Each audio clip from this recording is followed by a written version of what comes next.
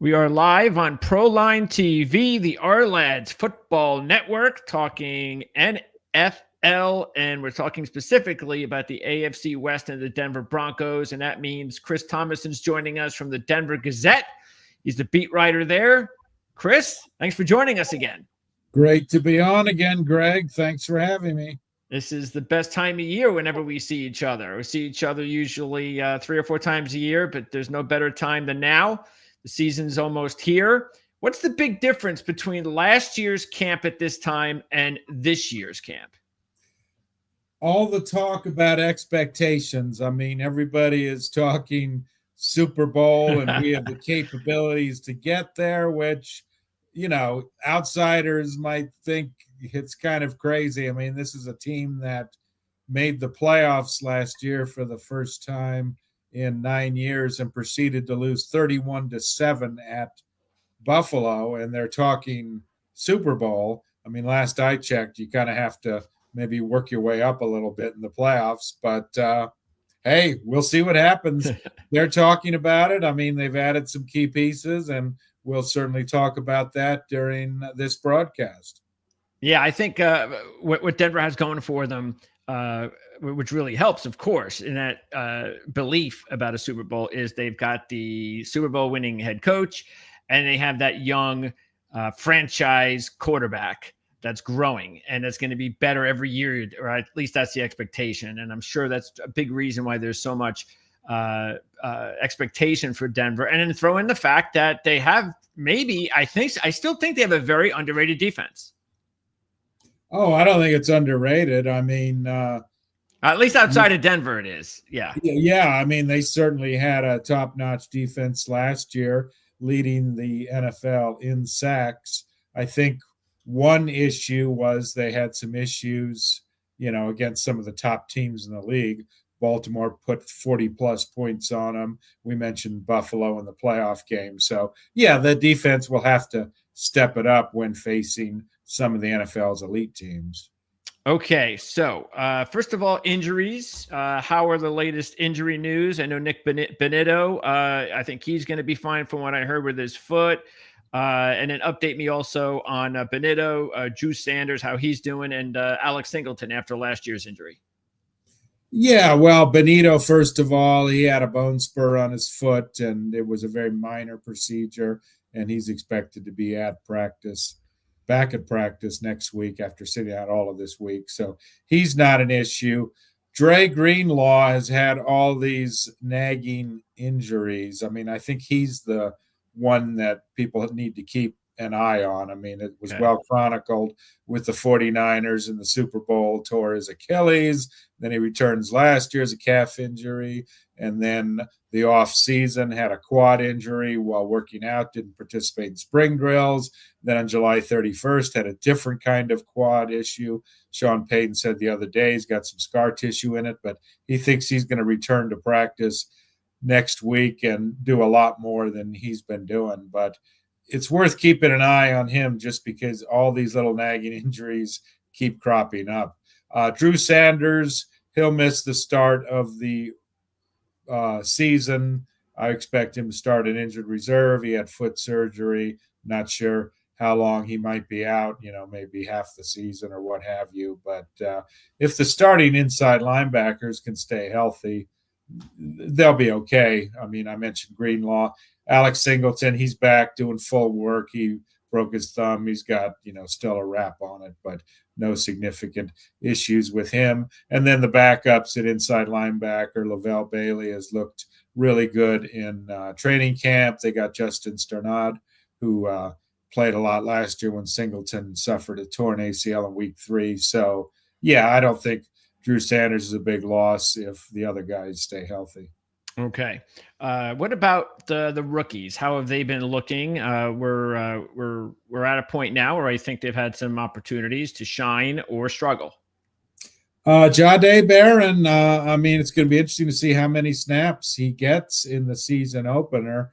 I mean, when he was drafted, there was thinking, well, can he compete with Riley Moss as a starting outside corner opposite Pat Surtain? But, that competition never formulated. Moss will be the starter. And then it was like, okay, Will he compete with Jaquan McMillan at the nickel spot? But J Mac has been the primary nickel guy throughout training camp in the preseason. So unless there's an injury, I don't see that changing. So Barron, it looks like maybe he's potentially just going to be on the field if they go to dime packages or they want to mix things up for a play or two where there's some injuries. So I don't know how big of a role he's going to play at the start of the season. RJ Harvey, the second round pick, he and J.K. Dobbins will be the primary running backs.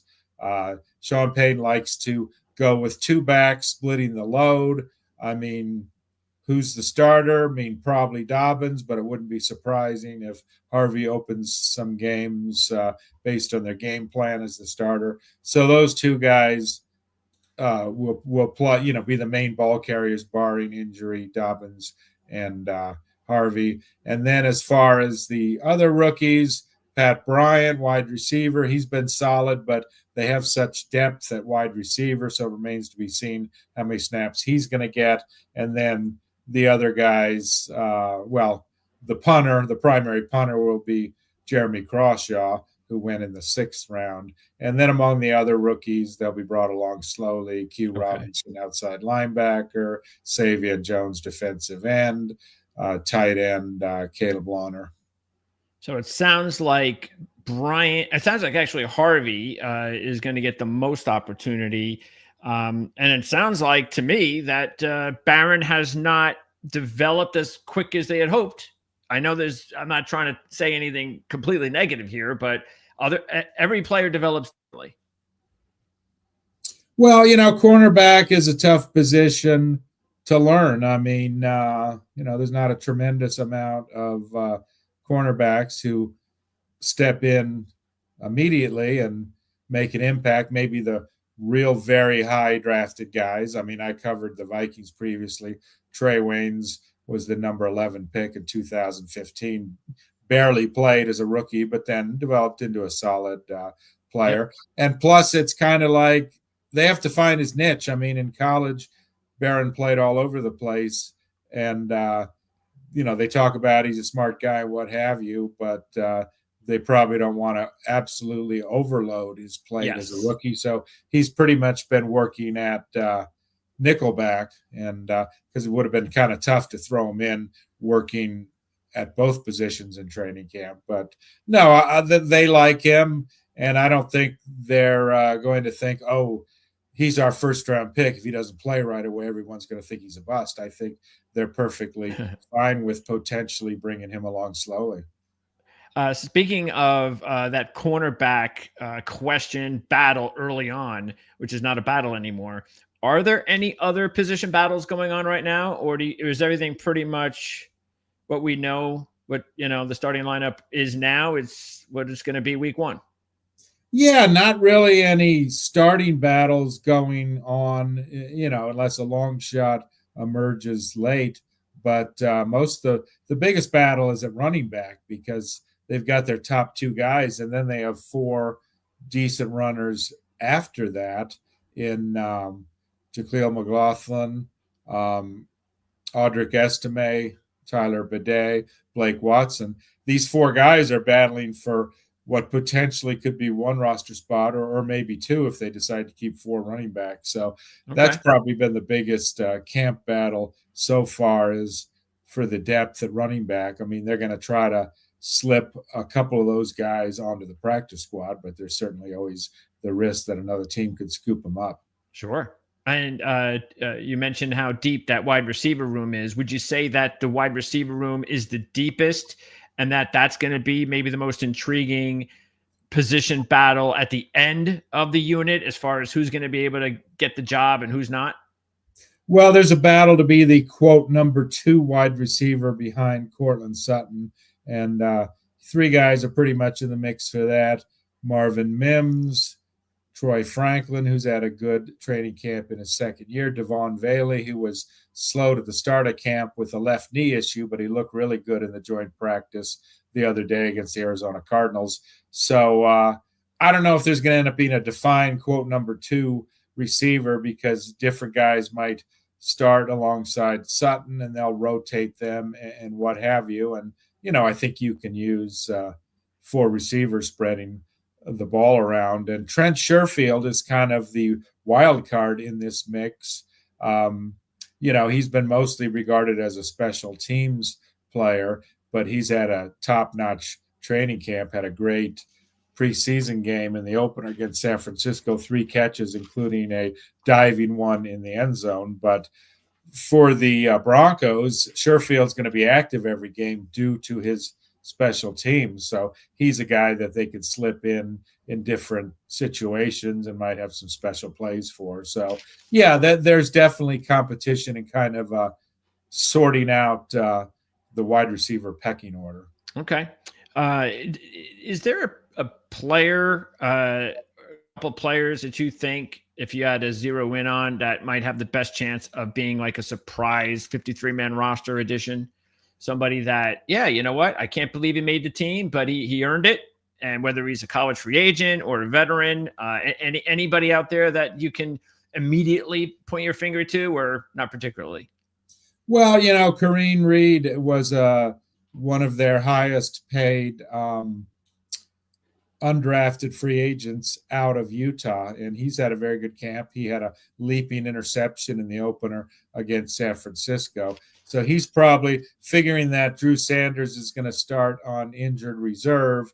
He's probably the number 5 inside linebacker now. Will they keep 5 inside linebackers? I mean, who knows? But if there's another, they have been banged up a little bit, as we've noted at the position with Greenlaw and Singleton. And then after that, I've already mentioned Bailey and Sternad. So, if there's another injury, or if they decide to keep 5 inside linebackers, he could be a surprise guy among the undrafted guys. But I don't know if any of the other undrafted rookies will make it. Okay. What about give me a couple of players who you think could be breakout performers, veterans only, no free agents, obviously no rookies. So a player maybe on each side of the ball. I know a couple of guys that you talked about that you thought were developing really well. One of them you mentioned was Bailey at linebacker. You also mentioned Tillman at edge, and Skinner at safety as a few guys to keep an eye on. Not sure if any of those guys would be in that category, but what about a breakout performer either on offense or defense? Well, let's start with defense, since you mentioned some of those guys. Tillman, I mean, here's a guy who came out of Division II, Indiana, Pennsylvania, spent 3 years in the spring leagues, and he really emerged last year. I mean, he started the year in the practice squad, and then he gets called up and has 2 sacks in his first game, finished with 5 sacks. So although the thing is, they have so much depth at that position. Jonathan Cooper and Nick Benito are the starters, but they like to rotate in a lot of guys. So it'll be interesting to see, with Jonah Ellis or Dondre Tillman, how those snaps are divided. But both those guys, Ellis and Tillman, as in a reserve role, or if there's an injury to one of the starters, could certainly emerge with even more sacks. I mean, Tillman had 5 last year. J.K. Skinner, who you touched upon, they love him on special teams, but I don't know where he fits in terms of plays from scrimmage, since they're pretty much set at safety with Brandon Jones and Talanoa Hufanga. And, as you know, safeties pretty much play every snap. And inside linebacker, Lavelle Bailey's had a great training camp, and how much he plays, again, will depend on the injuries that we've discussed. But moving over to offense, I mean, I touched upon Troy Franklin. He's taken a big leap during training camp. He, of course, played with Bo Nix at Oregon, and they've had a great combination pretty much throughout training camp. So, he could be the leading candidate to be the number 2 receiver, but even if he's not, I think he'll definitely, improve upon last year. I think he caught about 26 balls last year. So, I mean, I'm sure he's going to increase that to 40 or 50 at least. All right. Like that. Okay. Next up, let's move on over to taking a look at the season in general. The as you mentioned, a lot of talk about Super Bowl. They're a respectable 25-1 to win the Super Bowl. They are the second choice in the AFC West, a little less than 3-1 ahead of the Chargers. And their win total is at 9.5 right now. Popping that up right here, which is, I think it's okay. I mean, again, I think with 17 games, if you're figuring a team is just going to be barely over 500, that's 9 wins right there. So I definitely look at the Broncos as at least a 10-win team. Yeah, but that's not exactly Super Bowl category. No. I mean, I think that's tough division, though. It's tough division. Well, yeah. So here's the deal. Last year they went 10-7, but schedule's a lot tougher this year. I mean, Sean Payton beat up against the NFC South, his old stomping ground last year. Went 4-0 in those games, and that certainly helped their cause in going 10-7. But this year they've got the NFC East, which includes road games at Philadelphia, at Washington, and they have a third place schedule, but they've got two non-traditional type third place teams coming in. Cincinnati comes in. I mean, they're not your usual third place team, and Green Bay comes in. So the schedule's a lot tougher this year, no doubt. Okay. And they do start off. I think the good thing is they have a good starting point. I believe, even though you mentioned the Bengals, which makes a lot of sense, because they're really not. In other words, when we say that they will face 6 of the first 8 games in their schedule against non-playoff teams from last year, the Bengals are in that group. So I don't think anybody really looks at that and says, "Oh yeah, we're playing the Bengals. They're a non-playoff team. They're no problem." But at least if they can get off to a good start, that'll get them going in the right direction, because like you said, there are some really tough games ahead on the schedule. When do you make your predictions? When do you normally put them out? Just the few days before the season begins? Yeah, probably after the third preseason game. Make sure that there's no, catastrophic injury to a pivotal player, and that sort of thing. But yeah, touching upon the schedule, I mean, that defense gets to tee off perhaps against a rookie quarterback, Cam Ward, at home in their first game. That's right. Titans, and then Indianapolis is certainly a winnable game, and they'll need to get off to a good start, definitely, because lurking is a stretch in which they have Cincinnati, which you already touched upon, and then at Philadelphia, and then they go to London. Granted, it's only the New York Jets, but that when you travel that far, I mean, sometimes you never know what's going to happen overseas. Yeah, and again, with the schedule, which I don't really like to get into too much myself, we never know what's going to happen in the NFL from year to year. So it's one of those things that's nice to talk about. It's definitely a tool to analyze a team and what kind of season you might have. But I just think it's just a very small part of it. If you think the team's a good team, then that's the most important thing. They'll figure out a way, if they're a good team, to win the games on their schedule. That's the way I think about it. So, by the way, what do you think about that week 1 matchup? Is that, like you said, I mean, everybody expects them. That's, hey, rookie quarterback. It's going to be on the road. They're a 7.5-point favorite. So that's as big as a spread you're going to get in week 1. I know it's early, but anything regarding that game, because they're not even going to start the game plan, I think, seriously, at least for a little while. I'm taking a look at film now. Yeah, with the Broncos defense leading the league in sacks last year, I mean, it would be surprised if they don't sack Cam Ward at least 3 or 4 times, maybe even more. Maybe we'll see a historic sack game or something like that. I once covered a Vikings game, and they sacked a bad Detroit quarterback 9 times. So we'll see if they just absolutely tee off on Ward and look to rattle him, which I expect that they will. And then, on offense, I mean, Bo Nix will come in. He'll have a lot more comfort. I mean, last year they had to open at Seattle, the famous 12s, in Bo Nix's first ever game. So he's going to come in and home folks and be a lot more calm. So I imagine the offense can get humming as well that game.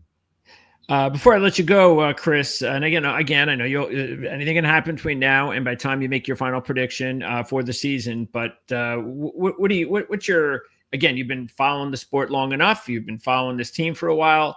What do you think?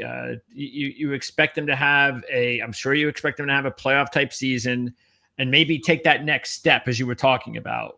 Go ahead and win a playoff game first. Maybe even, who knows, if you're lucky, luck of the draw, maybe you can get to an AFC championship game. Is that kind of what you're looking at as far as you believe that they could go this season? Yeah, probably winning somewhere around 11 games, 11-6. I don't think they're quite ready to challenge Kansas City to win the division. And they'll be battling the Los Angeles Chargers. I mean, that's a pivotal early season game for tiebreakers and what have you. They have the Chargers on September 21st, week 3. Mm-hmm. So we'll know a lot more after that game. But yeah, somewhere around 11-6, win a wild card game. And I don't know if they're going to get to the AFC championship game, but I'm sure they'll give somebody a battle in a divisional game at least. But yeah, that's the key. It's kind of one step at a time. You know, they really need to win a playoff game before you're really anointing them as a serious Super Bowl contender. Yeah, that just doesn't happen. So I don't even remember the last. I have to take a look and see if that's ever happened before. But bottom line, though, is they're definitely an improving team. They're a team that's on the rise. There's no question about it. And is there one thing about the team, though, that you believe, just following with Sean Payton, that he feels that the team has got to just do a better job of? Like maybe that's their Achilles heel right now?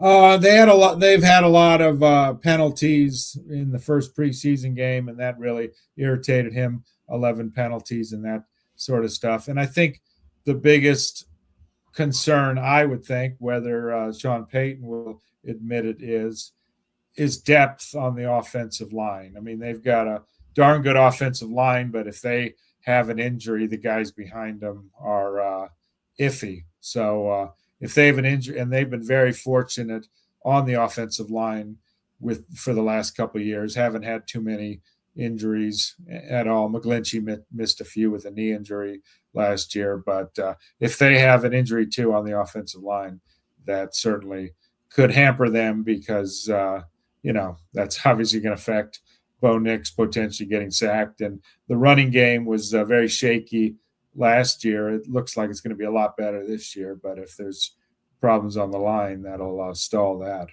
Yeah, Chargers are already dealing with that unfortunate situation, and injuries are a part of the game, and it's fans' worst nightmare. I can tell you that much. I just can't stand the most. I've been a fan for quite a long time, and there's nothing I hate more than injuries. So, and I hate them just for everybody. It's just, but it's the name of the game, and for any sport you're covering. But sometimes it is the deciding factor on whether a team has a successful season or not. You know, unless you're one of those elite 4 or 5 teams, if your team has an injury and it hurts your development, nobody seems to care. Nobody seems to point their finger at it. You have to be an elite team for them to point the finger and say, well, they're not so good because there's you got to develop that, I guess, winning culture first before you start getting, the media to kind of feel sorry for you, Anyway, that's my okay. That's my I was wondering if that was a question or not. Okay. No, I guess not.